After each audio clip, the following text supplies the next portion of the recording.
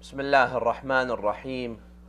الحمد لله رب العالمين، حمدا كثيرا دائما أبدا لا انقضاء له، نحمده ونستعين به ونتوكل عليه، ونعوذ به من شرور أنفسنا ومن سيئات أعمالنا. من يهدي الله فلا مضل له، ومن يضلل فلا هادي له من بعده. وأشهد أن لا إله إلا الله وحده لا شريك له، إلها واحدا أحدا فردا صمدا، لم يتخذ صاحبة ولا ولدا. وأشهد أن محمدا عبده ورسوله، أرسله بالهدى ودين الحق ليظهره على الدين كله ولو كره المشركون. اللهم صل على محمد وآل محمد، وبارك على محمد وآل محمد، كما صليت وباركت وترحمت على إبراهيم وآل إبراهيم إنك حميد مجيد. عباد الله، أوصيكم ونفسي بتقوى الله واتباع أمره واجتناب نهيه. Respected brothers and sisters, Assalamu alaikum wa rahmatullahi wa barakatuh. It has been narrated that one of the companions of Rasulullah sallallahu alayhi wa alihi wa sallam, Allahumma salli ala Muhammad wa ali Muhammad, by the name of Mu'adh ibn Jabal, came to the Prophet and he asked him, Ya Rasulullah, teach me how to earn Jannah, paradise, and how to stay away from the fires of hell. Teach me acts that will help me in achieving nearness to Allah.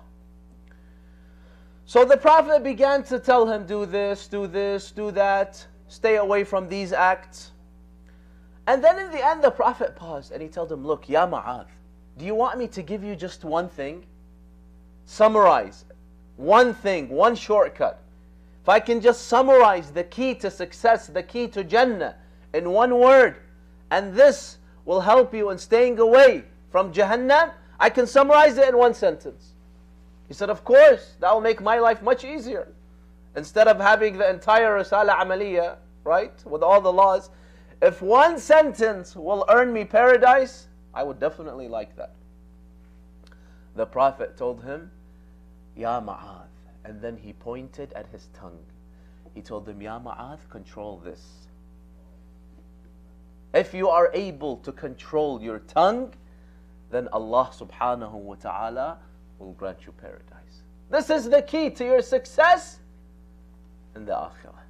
Control your tongue in this life. So then Mu'adh told him, Ya Rasulullah, you mean I can go to hell because of my tongue?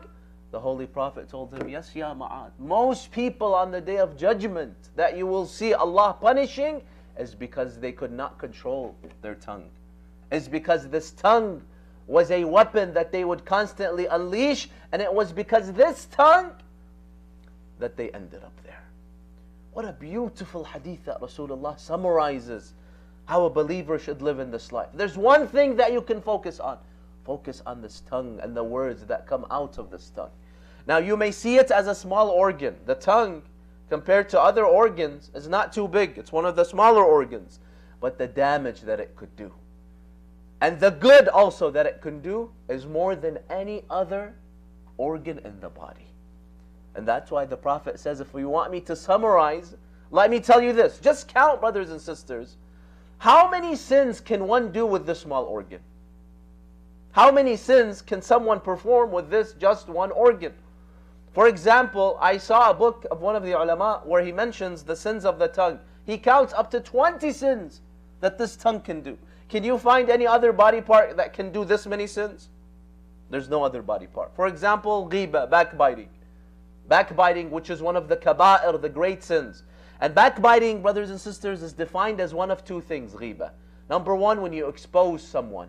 When someone you know has a private problem, a private issue, and you expose, you tell others about this problem. This is ghiba.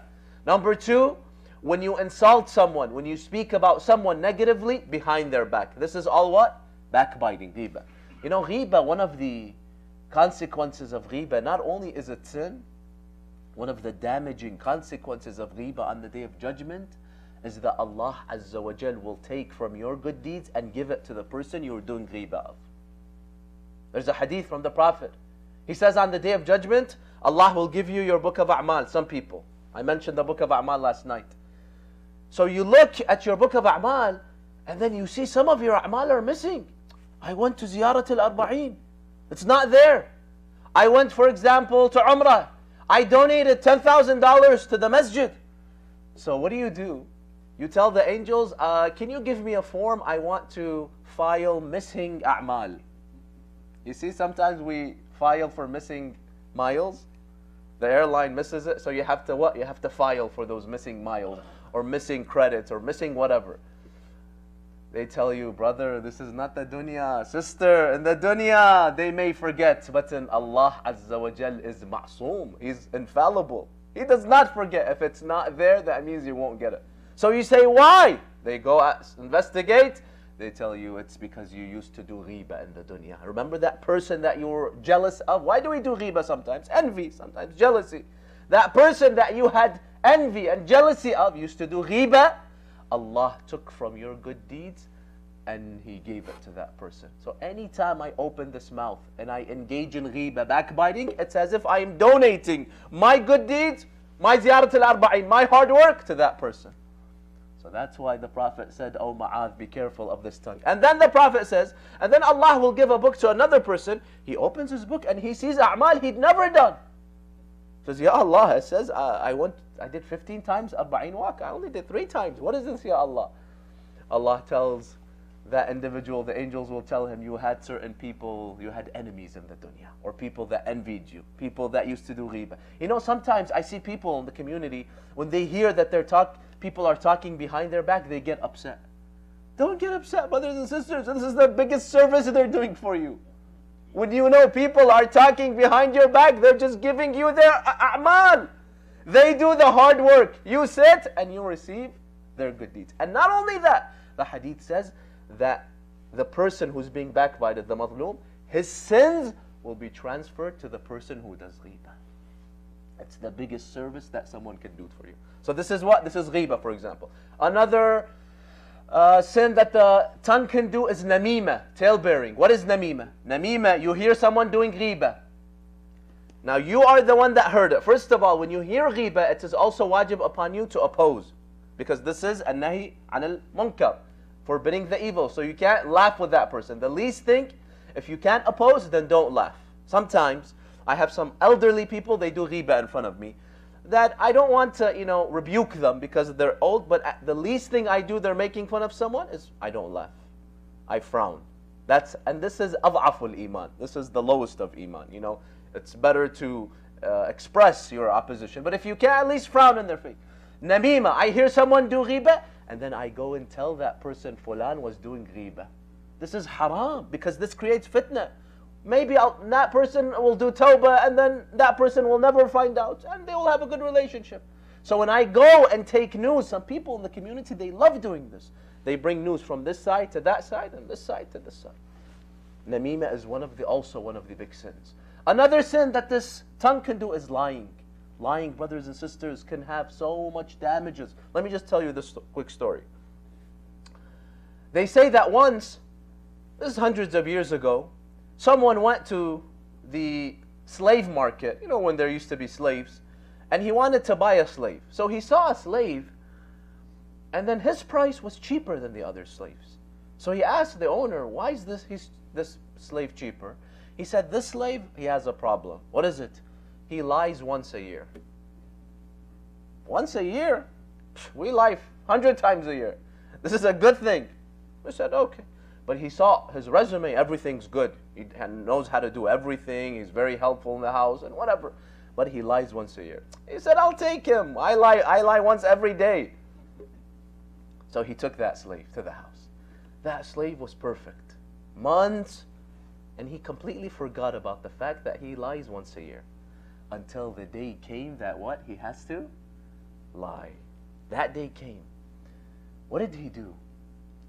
He went to the wife and he told her, look, you've seen my loyalty for the last month. I love you. I only care for you. And I have noticed that your husband has an affair. And why does he have an affair? Because that woman, the mistress, she has put magic on him, black magic. And the only way for that black magic to be stopped is if you bring me some hair from his neck here. Now, you can't go and ask him because he's not going to give you, he's not going to believe in this. So when he's sleeping at night, take a knife and go cut some of the hair and bring it to me. And I will solve the situation. So she says, she saw his loyalty for all these months. They didn't see but good from him. She says, fine. So during the night, she takes a knife and she goes to sleep and she hides it with her. So that when he's sleeping, she cuts some hair. And then he goes to the husband. He tells him, I've been noticing that your wife has an affair. And she wants to kill you and take your money and live with that man. And the proof is that tonight she will come with a knife to try to kill you. They both go to sleep. The man, he's afraid. So what? He acts like he's sleeping and he wants to see, is this slave telling the truth or not? The woman sees her husband sleeping. She needs the hair. So she gets up. She takes out the knife and she brings it to his neck. Now, he opens his eyes. He sees his wife with a knife. What does he assume? Obviously, she's going to kill him. So he thinks that the slave was what? Was honest. So he had also had a knife. He takes a knife and he stabs her before that. And he kills her. Just that one lie, brothers and sisters. Look at what it did. And then he was taken and he was also executed for killing his wife. One lie can lead to the death of an individual, brothers and sisters. And then the list continues. Fitna that sometimes we create with this tongue. Fitna that we slander other people's reputation. And we say this and we say that and we insult other people and we make them feel bad. So this tongue, the Prophet says, he tells Mu'adh ibn Jabal, is very lethal. If you can control it, then life will be much better. And that's why the Prophet also says in the hadith, أَكْثَرُ خَطَايَا بْنِ آدَمْ فِي لِسَانِهِ. Most of our problems in our life is because we cannot control this tongue. And now, you know, it's not just speaking. Now it's also what? Texting. Same thing. Texting, tweeting. How many people get in trouble because they tweet the wrong things, or because they text the wrong things, or because they post wrong things? I've seen people, I've heard they lose their jobs because they tweeted the wrong thing. Or for example, they get in trouble with the authorities because they put something on Facebook, they write something that they were not supposed to. So tongue, we don't mean just speaking, texting, typing, all of that is the same. And that's why, brothers and sisters, it's instrumental that for a believer, if he wants to find success in this life, that he has to learn how to control this tongue. You know, there's a hadith from Imam Ali where he says that the tongue every day speaks to the other body parts. Now maybe symbolically, metaphorically. And the tongue speaks to the other body parts, and the tongue asks the other, you know, your hands, your limbs, all your other organs. The tongue asks them, how are you doing today? And they all reply with one thing: we're okay as long as you don't get us in trouble. We are at the mercy of you. You say one word, and then the whole body goes to prison. The whole body has to pay. So every day they tell the tongue, please, as long as you don't get us in trouble, we're okay. So please don't get us into trouble. And that's why, brothers and sisters, we have to learn how to control the tongue now. How do we control this tongue? Now we all know this. We have to control the tongue. But what are the ways that we can control the tongue? Inshallah, I will mention it in the second khutbah. اللهم اغفر للمؤمنين والمؤمنات الأحياء منهم والأموات. اللهم عجل لوليك الفرج واجعلنا من أنصاره والمستشهدين بين يديه. بسم الله الرحمن الرحيم. قل هو الله أحد الله الصمد لم يلد ولم يولد ولم يكن له كفوا أحد. صلوا على محمد وآل محمد.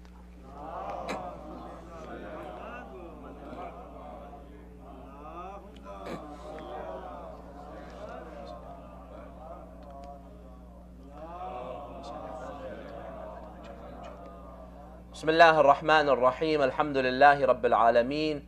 الحمد لله الذي هدانا لهذا وما كنا لنهتدي لولا أن هدانا الله.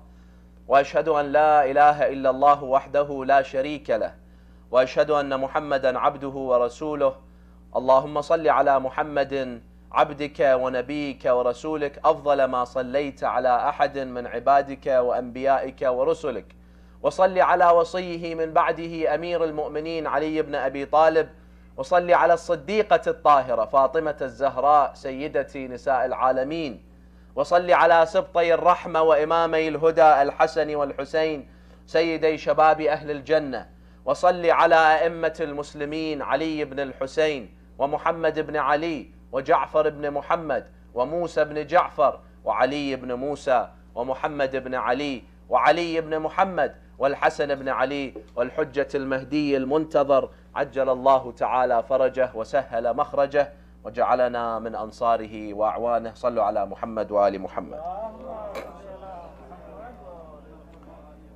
We mentioned, brothers and sisters, mu'mineen, mu'minat, in the first sermon that this tongue is very small, but at the same time the damage that it could do is very big, and thus we have to learn to control it. In one tradition the Prophet says, لا يستقيم إيمان عبد حتى يستقيم قلبه ولا يستقيم قلبه حتى يستقيم لسانه. The Prophet says that your iman will never be strong and steadfast until your heart is steadfast. Heart meaning your spirit. And your spirit will never be steadfast and strong unless you learn how to control your tongue. So we have to learn, brothers and sisters, how to control our tongue. Because, as we said, this tongue can get us in so many sins and trouble. So how do we control the tongue? There's a few points, brothers and sisters, practical points that enable us to be more mindful of what we say. Number one, the ulama say, if you want to learn how to control this tongue, teach yourself this habit. Teach yourself not to blurt out anything that you want to say. Some people, as soon as the thought comes to them, they say it. Don't blurt out. Have a stop, a pause button. Think about each word before you say it. Think about it. Some ulama say, don't think about it just once. Think about it 7 times. Is this word, is this sentence that I'm going to say going to have any damage? Is it going to insult anyone? Is it going to displease Allah? So we have to make it a habit. Before we speak, we have to think. And that's why the Mawla, Amir al-Mu'mineen, says in a beautiful hadith, he says there's a key difference between a aqil and a jahil. The key difference between someone who's wise and someone who's a fool, ignorant. What's the difference? He says, لسان العاقل وراء قلبه وقلب العاقل الجاهل وراء لسانه. He says, the wise individual, his tongue is behind his mind. What does that mean? That means first he thinks and then he speaks. But the fool, he speaks and then he thinks. After he speaks, he says, uh-oh, I shouldn't have said that. Was that the best thing to say? And then he regrets it. So what the Imams teach us is that make it a habit to always think. Someone asks you a question. Brother, what do you think about this? Don't answer right away. I see some ulama, when you ask them a question, they will stare at you for 10 seconds. Even if you ask them the most basic of questions. Why? Because they've taught themselves that there is a grace period between the question and the answer. 5 seconds, 10 seconds, 15 seconds. So they want to think, what should I say? If I say this, is it wrong? Am I going to say anything incorrect? I'll give incorrect information.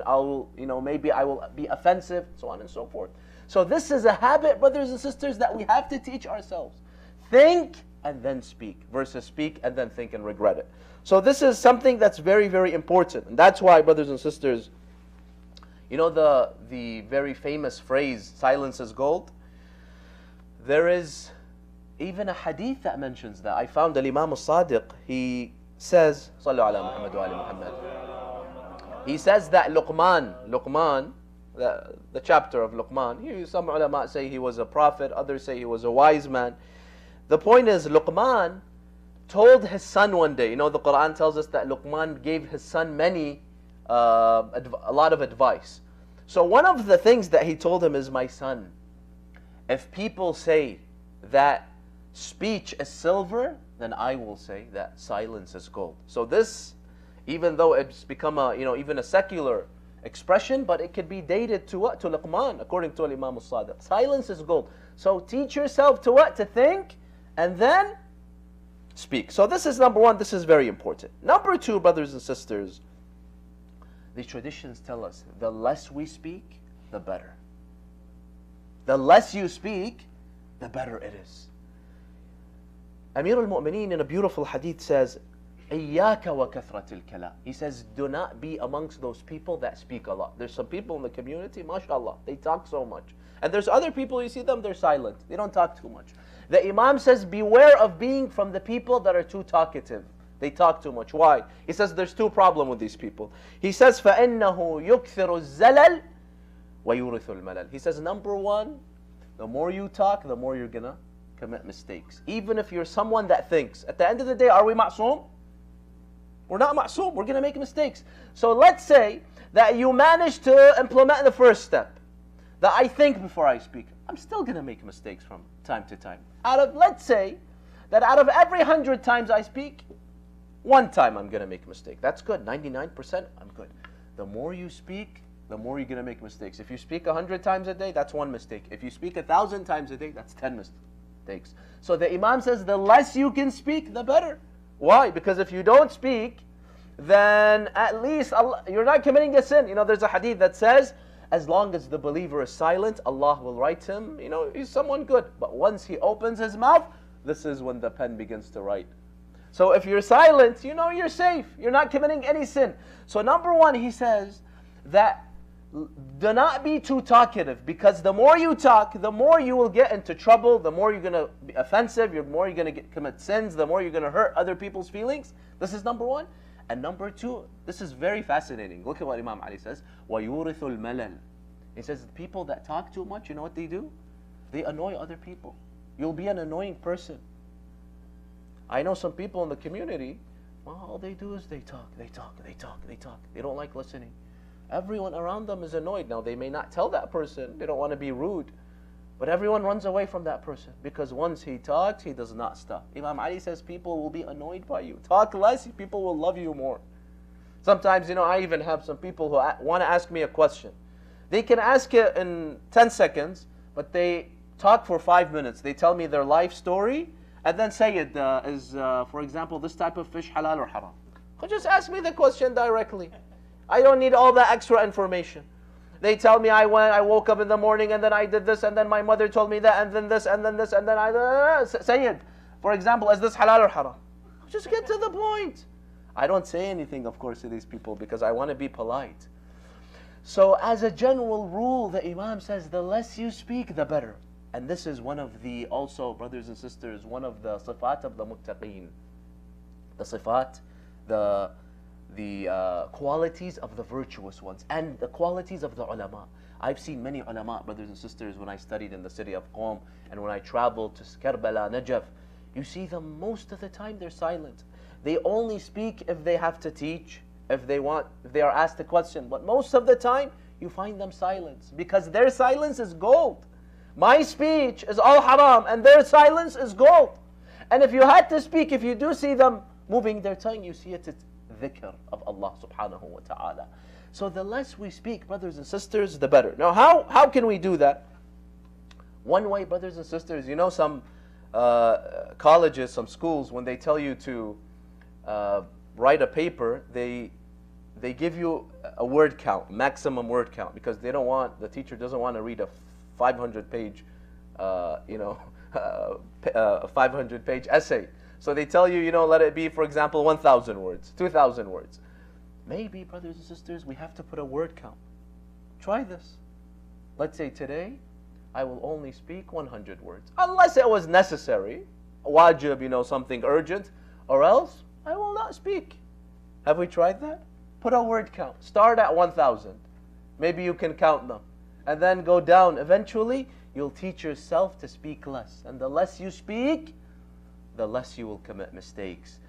Amir al-Mu'mineen is narrated saying that if Allah Azza wa Jal loves someone, you know what He does? He inspires that person 3 things. إِذَا أَحَبَّ اللَّهُ إِذَا أَرَادَ اللَّهُ صَلَاحَ عَبْدٍ. When Allah wants success for someone, أَلْهَمَهُ قِلَّةَ الْكَلَامِ وَقِلَّةَ الْمَنَامِ وَقِلَّةَ الطَّعَامِ. Allah inspires you to speak less, to sleep less, and to eat less. All these 3 things, they take us away from Allah. Speaking too much, eating too much, and sleeping too much. So when Allah wants success for someone, you'll find that what? These 3 things, Allah Azza wa Jalla will inspire him, give him tawfiq that he will commit it less. So this is one way. Maybe put out a word count. Another way that's narrated, that's said about one of the ulama, the urafa that lived in the city of Najaf, is after he read all these ahadith when he was young and he was studying, and he realized how damaging this tongue could be, he came up with a very, very unique way to prevent himself from speaking too much. What did he do? Now, some people may think this is extreme, but the point is the idea, not the method. They say every day he would take a piece of rock and he would put it in his mouth. When there's a rock in your mouth, can you talk? So he couldn't even talk. The only times he would take it out, if it was urgent, he had to act. He would mostly reply with his gestures, with yes, nod his head, or with his hands. Salah time, he takes it out. He needs to, for example, speak something urgent, he takes it out. The rest of the day, the rock was in his mouth. And that's why they say when he grew up, it eventually made a lisp, bruised his tongue. When he would speak, he couldn't say some letters. He said that this nafs, this tongue, the only way I can tame it is I put a rock. Now, do you have to go to this extreme? Go everywhere with a rock? You don't have to do that. You can put a strawberry in your mouth instead of a rock. And it could be a chocolate-covered strawberry. The point is, brothers and sisters, we have to be more conscious and aware of what we say. Sometimes we're talking too much. We're annoying other people. And not only that, you're annoying Allah Azza wa Jal. And if you must talk, then teach yourself dhikr, brothers and sisters. If my tongue has to move because all my life I've been talking, this muscle has to move, then at least teach yourself dhikr every day. Make a to-do list. 100 times Allahumma salli ala Muhammad wa ala Muhammad. 100 times Subhanallah, Alhamdulillah, wa la ilaha illallah, Allahu Akbar. 100 times La ilaha illallah. Teach yourself this habit of dhikr, and this will be my path to success. We ask Allah subhanahu wa ta'ala to bless us and give us the tawfiq that we are able to tame this tongue and that we are able to attain the pleasure of Allah subhanahu wa ta'ala. Allahumma aghfir lil mu'minina wal mu'minat الأحياء منهم والأموات اللهم عجل لوليك الفرج واجعلنا من أنصاره وأعوانه والمستشهدين بين يديه. بسم الله الرحمن الرحيم. قل هو الله أحد الله الصمد لم يلد ولم يولد ولم يكن له كفوا أحد. صلوا على محمد وآل محمد.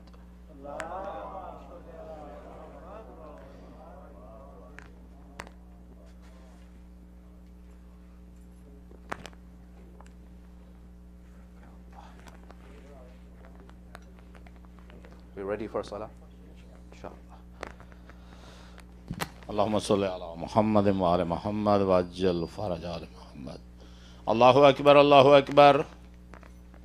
Ashhadu an la ilaha illallah, ashhadu an la ilaha illallah. Ashhadu anna Muhammadar Rasulullah.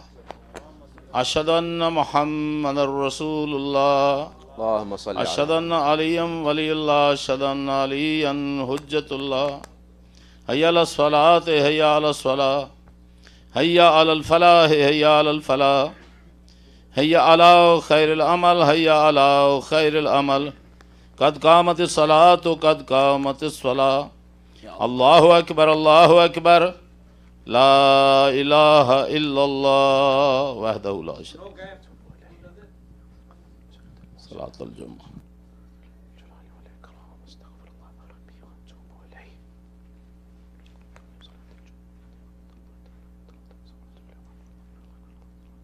Allahu Akbar. Bismillahir Rahmanir Rahim. Alhamdulillahi Rabbil Alameen. Ar-Rahmanir Rahim. Maliki Yawmiddin. Iyyaka na'budu wa iyyaka nasta'in. اهدنا الصراط المستقيم صراط الذين أنعمت عليهم غير المغضوب عليهم ولا الضالين. بسم الله الرحمن الرحيم. يسبح لله ما في السماوات وما في الأرض الملك القدوس العزيز الحكيم. هو الذي بعث في الأميين رسولا منهم يتلو عليهم آياته ويزكيهم ويعلمهم الكتاب والحكمة وإن كانوا من قبل لفي ضلال مبين وآخرين منهم لما يلحقوا بهم وهو العزيز الحكيم. ذلك فضل الله يؤتيه من يشاء والله ذو الفضل العظيم. مثل الذين حملوا التوراة ثم لم يحملوها كمثل الحمار يحمل أسفارا بئس مثل القوم الذين كذبوا شهادة فينبئكم بما كنتم تعملون. يا أيها الذين آمنوا إذا نودي للصلاة من يوم الجمعة فاسعوا إلى ذكر الله وذروا البيع ذلكم خير لكم إن كنتم تعلمون. فإذا قضيت الصلاة فانتشروا في الأرض وابتغوا من فضل الله واذكروا الله كثيرا لعلكم تفلحون. وإذا رأوا تجارة أو لهوا انفضوا إليها وتركوك قائما قل ما عند الله خير من اللهو ومن التجارة والله خير الرازقين. الله أكبر. اللهم صل على محمد وآل محمد. ربنا آتنا في الدنيا حسنة وفي الآخرة حسنة وقنا عذاب النار. ربنا اغفر لي ولوالدي وللمؤمنين يوم يقوم الحساب. الله أكبر. سبحان ربي العظيم وبحمده. اللهم صل على محمد وآل محمد. سمع الله لمن حمده. الله أكبر. سبحان ربي الأعلى وبحمده. سبحان الله سبحان الله سبحان الله. الله أكبر. استغفر الله ربي وأتوب إليه. الله أكبر. سبحان ربي الأعلى وبحمده. سبحان الله سبحان الله سبحان الله. الله أكبر.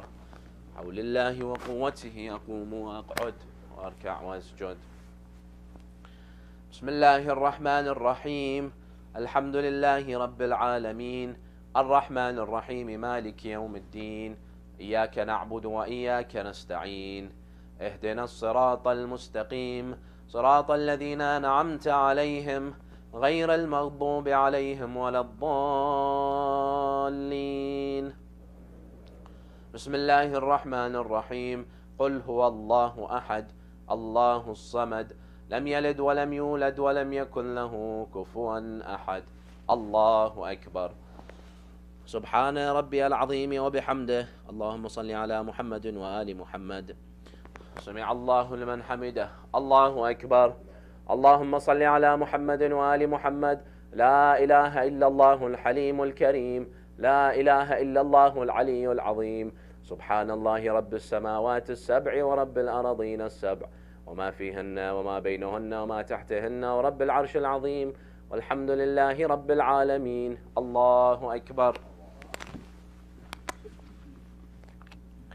سبحان ربي الأعلى وبحمده. سبحان الله سبحان الله سبحان الله. الله أكبر. استغفر الله ربي وأتوب إليه. الله أكبر. سبحان ربي الأعلى وبحمده. سبحان الله سبحان الله سبحان الله. اللهم صل على محمد وآل محمد وعجل فرجهم وارحمنا بهم. الله أكبر. بسم الله وبالله والحمد لله وخير الأسماء لله. أشهد أن لا إله إلا الله وحده لا شريك له وأشهد أن محمدا عبده ورسوله. اللهم صل على محمد وآل محمد. السلام عليك أيها النبي ورحمة الله وبركاته. السلام علينا وعلى عباد الله الصالحين. السلام عليكم ورحمة الله وبركاته. الله أكبر الله أكبر الله أكبر. لا إله إلا الله. إن الله وملائكته يصلون على النبي يا أيها الذين آمنوا صلوا عليه وسلموا تسليما. صل على محمد وآل محمد. اللهم صل على محمد وآل محمد. اللهم صل على محمد وآل محمد وجل فرج آل محمد. تسبيحات الله.